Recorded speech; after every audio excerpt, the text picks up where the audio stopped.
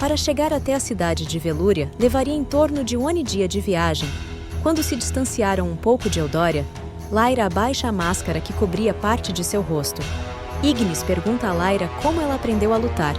Já que ele nunca tinha visto alguém conseguir entrar em conflito os guardas de Eudória, Lyra explica que nasceu em um clã onde foi treinada a lutar desde sua infância.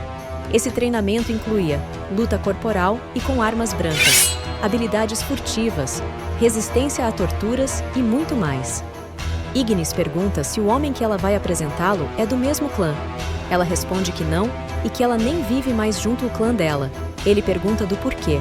Ela olha para frente com um olhar meio de arrependimento e só responde outra hora eu te conto, pois é uma história longa. Já que eles estavam conversando, Lyra perguntou sobre a magia de Ignis e o que ela conseguia fazer com ela.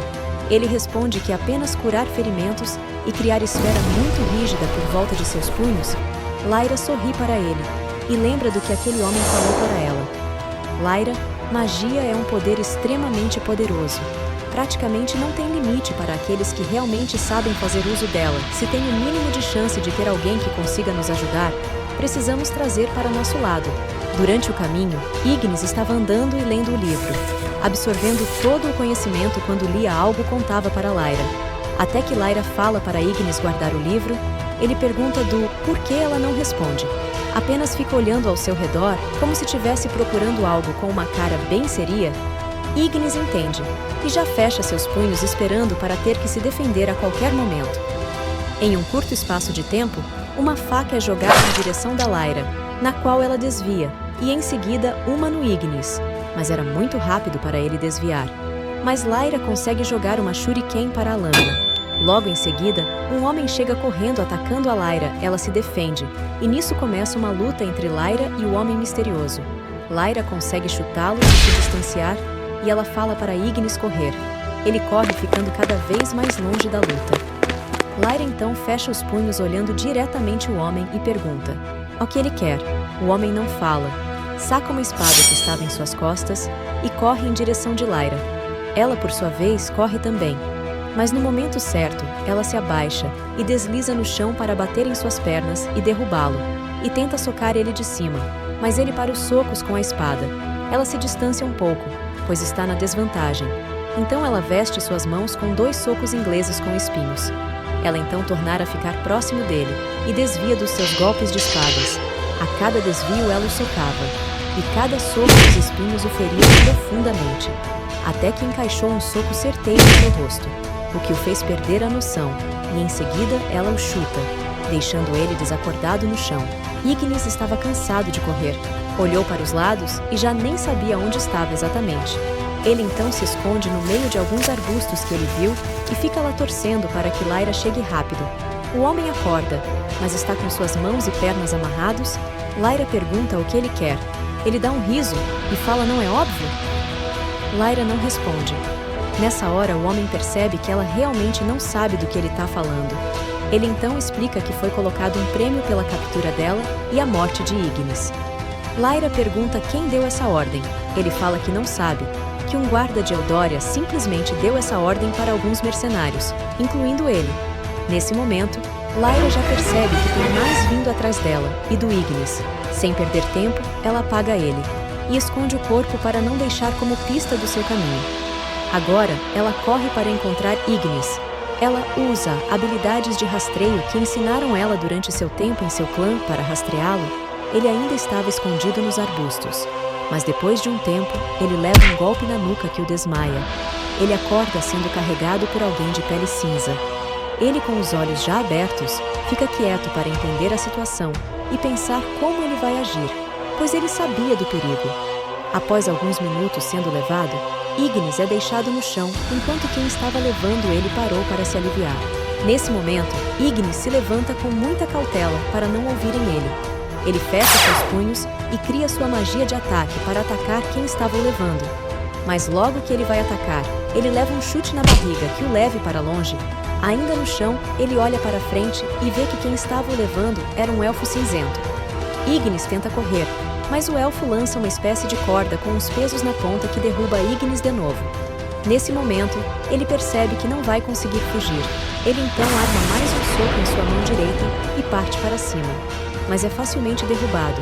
Mas ele se levanta e tenta de novo, e a cada vez ele se desesperar mais, até que em um de seus ataques ele consegue acertar um soco no rosto do elfo cinzento. Ele, por sua vez, não gosta nem um pouco e fala: "A recompensa é por você vivo ou morto. Eu não queria matar um jovem, mas vai ser mais fácil assim." Nisso, ele tira uma lâmina e ataca Ignis. Após poucos segundos, o coração de Ignis para bater e seus olhos se fecham. Mas em pouco tempo, seus olhos abrem de novo. Mas dessa vez, seus olhos estavam totalmente vermelhos. Lyra estava correndo seguindo o rastro que ela acreditava ser de Ignis. Mas um pouco mais longe dela, ela ouviu um grito muito alto acompanhado de explosão de luz muito forte. Ela corre em direção até que ela chega no local, mas é surpreendida pouco muito sangue ao redor. E Ignis estava no cetro olhando para o chão. Ela assusta. Não fala nada, apenas encara com uma mistura de medo e surpresa. Ignis olha para ela com seus olhos vermelhos e uma pequena aura ao seu redor. Em seguida, ele desmaia. Lyra, assustada pelo tanto de sangue espalhado, e a aparência de Ignis fica paralisada. Mas em pouco tempo ela volta ao normal. Pega Ignis nos braços e leva ele para longe de lá. Sabendo que estavam atrás deles, ela se afasta do local, mas sem deixar rastros para não encontrar eles. Cansada de carregar Ignis e pela luta, ela se esconde com Ignis. Com um olhar de dúvida, Lyra olha para o Ignis desacordado, se perguntando o que aconteceu. Ela analisou o corpo do Ignis procurando ferimentos, pois ele estava sujo de sangue, mas ela não encontra nenhum arranhão, deduzindo então que o sangue não era dele, mas não tinha nenhum outro corpo onde ela achou o Ignis. Ela verifica se o livro continua com ele e, por sorte, estava. Ela então fica atenta a qualquer perigo ou ameaça ao redor, enquanto descansa. Alguns minutos depois, Ignis abre os olhos, ainda meio tonto, mas rapidamente ele recobra a consciência, se assusta e se afasta. Lyra o acalma dizendo que está tudo bem. Ele fica um pouco mais tranquilo por hora e pergunta onde eles estão. Lyra explica que o encontra no chão e trouxe ele com ela. Nisso, Ignis pergunta sobre o elfo cinzento.